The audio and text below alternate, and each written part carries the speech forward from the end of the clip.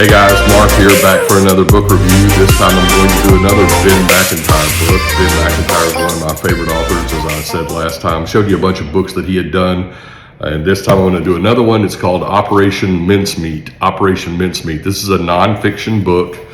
Most of the stuff that Ben McIntyre writes, if not all of it, is nonfiction. And this is about a operation during the Second World War carried out by British intelligence. There's going to be some spoiler alerts in here, so just if you want to read this book, it's a very fascinating British intelligence operation. I'll tell you that much.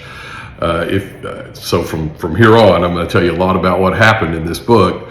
So if you don't want to watch it from here on, I understand that. So what was the operation about? In 1943, the Allies had gone through North Africa, and they had to decide: are we going to go into France now, or are we going to go into Italy, or perhaps Greece?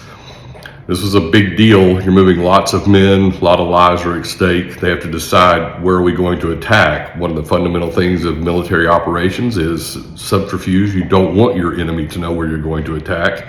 And the Allies had decided they were going to come in at Sicily, kind of the football at the boot of Italy, go up through the southern part of Italy into the boot, and then up toward Rome, which is what they did. They did not want the Germans to know this. They wanted them to think we're coming in Greece. How do you do that? Well, part of it's espionage, part of it's just misdirection. So what did the British do? They decided to come up with a plan where, and it's a great story. They decided to come up with a plan where they get a dead body in London of a military-aged man. They put him on ice, they freeze him for weeks, and they develop an entire dossier on this guy. They basically created an entire fabricated life. They create his military rank, his life, his history, his girlfriends, the whole thing. And basically what they do is make him appear that he is a pilot who crashed in the Atlantic just below Portugal off the coast of Spain. They put his uniform on him. He has a briefcase that they attach to his arm. They handcuff to his arm, and in the briefcase there's all kinds of secret paperwork with respect to the invasion that's coming from the Allies from the south, but all the paperwork indicates that the invasion's coming into Greece, not Italy. Some of the officials in the British military were pretty skeptical of this, but others liked the idea. They did it. They ended up putting him in a canister. They put him on a submarine. Submarine goes down to the coast of Portugal, then moves on down to Spain.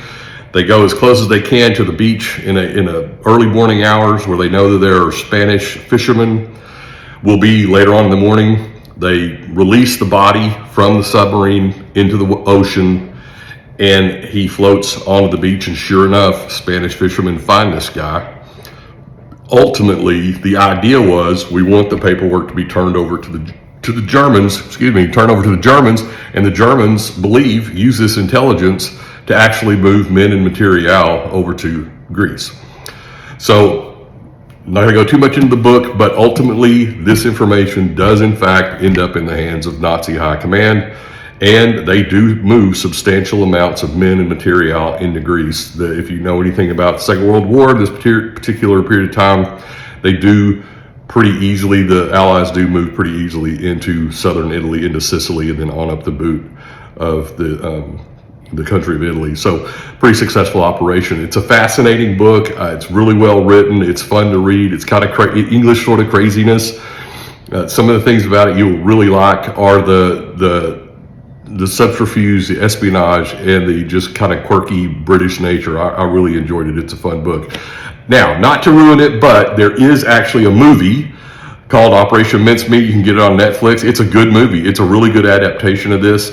Of course, the book is better. I'm doing a book review, so I would urge you to read the book, not watch the movie. I'd read the book first, then watch the movie. But if you're just, lazy, I guess you can watch the movie. It's on Netflix, and it's good. It's really good, really well done. So that's the book review for August. I look forward to seeing you next time.